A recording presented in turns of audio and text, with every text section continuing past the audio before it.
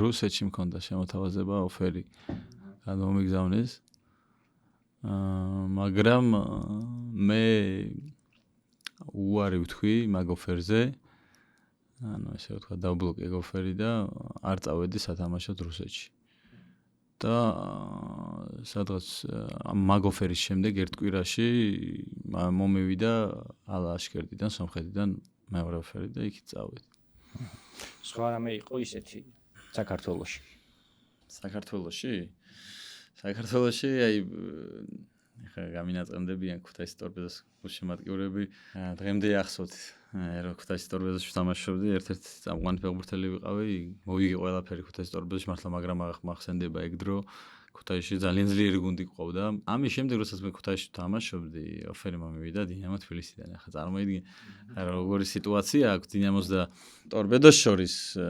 ყოველთვის ეგრე იყო და აი ჩემ დროს უფრო ცოტა ისეთი სიტუაცია იყო დაძაბული ქართული ესე რომ ვთქვა კლასიკოს უწოდებენ ამ თამაშს და ჩემი გადასვლა დინამოში ძალიან უარყოფითად მიიღო ქუთაისის გულშემატკივარმა რა.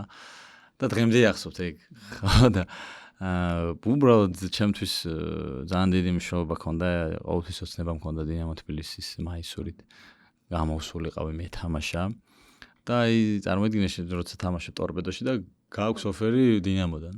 ხო ცოტა ისეთი იყო თან ბავშვობის ოცნება, ეს ყველაფერი დაემთხვა ერთმანეთს და გადავდი ეს ნაბიჯი, წავედი ჩემი ოცნებისკენ, სხვათა შორის სწორი ნაბიჯი გადავდგი, რო გადავედი. ხო დინამოშიც ყველა მიცის რომ კარგად ჩემი სახელი დავტოვე კლუბში, გავხდი ბომბარდირი, საქართველოს ჩემპიონიც. ესე რომ ვთქვა ძალიან ნაყოფიერი გადასვლა იყო და სწორი ნაბიჯი გადავდგი. მესმის ქუთაისის გულშემატკივრების წყენა, მით უმეტეს ერთმანეთის მიმართ როგორი დამოკიდებულება არის ტორპედოსა და დინამოს შორის.